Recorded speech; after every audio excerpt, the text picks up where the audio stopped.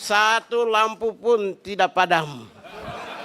Apalagi kerja dari rumah, matikan listrik. Yang saya hormati Bapak pimpinan dan semua anggota, hari ini saya mengucapkan terima kasih kepada Tuhan Yang Maha Esa, karena dengan pertolongannya kita semua duduk seperti keluarga besar, yaitu keluarga besar pemerintah. Saya singkat saja Pak Bapak pimpinan, karena nanti giliran setelah saya banyak juga.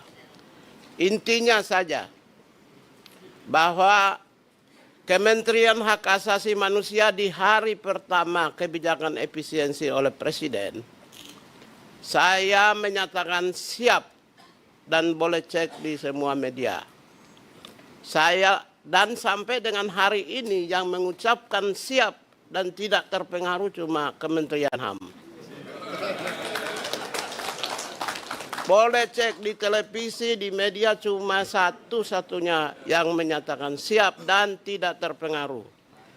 Dan itu saya buktikan, kantor hari ini di Kementerian Hak Asasi Manusia berjalan normal.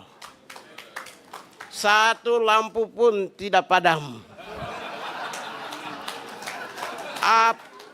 Apalagi kerja dari rumah, matikan listrik. Kita baru dialog dan diskusi, orang sudah ketakutan. Saya meyakini Presiden adalah kapten kapal yang mengarungi samudra bergelombang. Percaya saja kapten kapalnya, dia akan berlabuh mengantarkan rakyatnya di tepian samudra. Tidak mungkin seorang patriotik, negarawan, bangsawan, presiden menjerumuskan bangsanya. Oleh karena itulah saya menyatakan siap dan tidak terpengaruh. Itu yang pertama. Yang kedua, Bapak pimpinan dan para anggota yang saya hormati, langsung saja bahwa anggaran yang kami susun dulu, yang sekarang muncul di 2025, ini adalah baseline anggaran berdasarkan Direktorat Jenderal Hak Asasi Manusia. Satu dirjen, satu orang. Sekarang tidak muncul karena kami masuk jadi menteri dan bentuk Kementerian Hak Asasi Manusia di ujung tahun. Sehingga yang kami dapatkan oleh pemerintah 174 miliar ini berdasarkan anggaran yang disusun berbasis kepada Direktorat Jenderal HAM yang dikasih oleh Badan Perencanaan Pembangunan Nasional. Baseline anggaran yang berbasis kepada Kementerian Hak Asasi Manusia yang terdiri dari 1 Sekretariat Jenderal, Inspektor Jenderal, kemudian 2 Direktur Jenderal, 2 pusat, dan saya ingin sampaikan bahwa kementerian kami dapat 20 kantor wilayah, Pak. Kanwil. Ini nanti akan muncul insya Allah mungkin tahun ini atau mungkin tahun depan. Ya, ini tergantung kebijaksanaan dari Bapak pimpinan dan para anggota. Apakah mau ingin dimunculkan baseline anggaran berdasarkan Kementerian HAM ini, insya Allah di tahun ini, bulan depan, 2 bulan lagi, atau nanti tahun depan kami tidak punya kewenangan dan kewenangan kami serahkan kepada DPR RI. Setelah kami punya anggaran sebanyak 174 miliar, ya. Anggaran yang muncul tahun ini, yang disusun di tahun lalu berdasarkan 1 Direktorat Jenderal adalah 174 miliar. Nah, dari 174 miliar ini, inilah yang kami pakai dan setelah lakukan efisiensi, sekalipun kami memegang beban besar, yaitu kurang lebih 4 eselon 1, 20 kantor wilayah, 2 pusat yang baru muncul. Staf kami sekarang, dulu cuma 188, sekarang 1.300 lebih. Tunggu saya baca supaya saya tidak salah. 1.134 pegawai.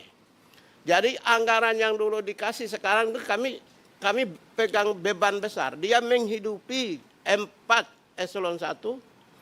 Ya, yang dulu hanya untuk kebutuhan 1 eselon 1. Menghidupi juga 1.134 pegawai. Yang dulu anggaran yang disusun tahun lalu itu hanya untuk kepentingan 188 pegawai. Dan juga untuk kepentingan 20 kantor wilayah. Setelah efisiensi, Bapak Pimpinan, Ibu Wakil, ya, Pak Ketua dan semua anggota yang saya hormati dan saya muliakan dan saya banggakan semuanya. Anggaran 174 miliar, total efisiensi adalah 60 miliar. Kami dapat 60 miliar dan setelah efisiensi anggaran yang ada di kantor saat ini 113 M. Saya tidak perlu menjelaskan efisiensi di mana saja, tapi yang jelas gaji satu pun kami tidak motong karena itu penting.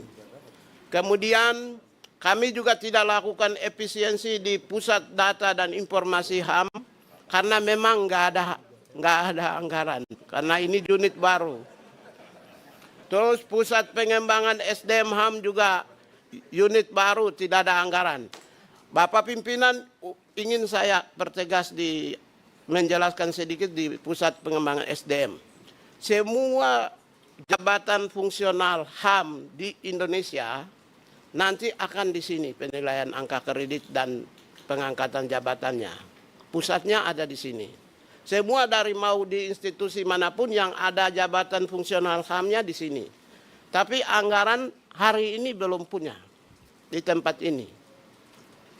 Nah, ini satuan pangkalnya, induknya dari pusat pengembangan SDM, khususnya jabatan fungsional.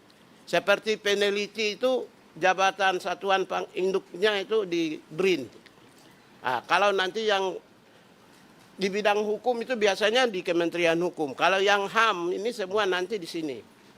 Sementara ini karena unit baru, anggaran pun belum ada dan kami juga belum melakukan efisiensi, termasuk 20 kantor wilayah.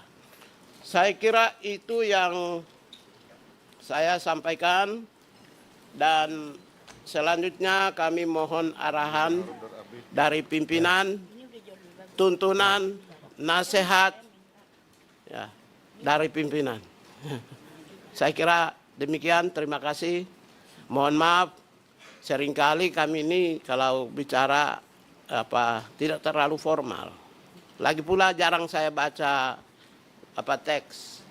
Lebih baik langsung sehingga mungkin pesannya bisa tersampai kepada pimpinan yang mulia tanpa mengurangi rasa penghormatan kami terhadap pimpinan dan parlemen. Terima kasih Kakak. Untuk itu Pak Prabowo tidak salah orang menaruh Natalius Pigai dan Mugianto sebagai human right defender. Anggaran kecil tapi tetap bisa berjuang.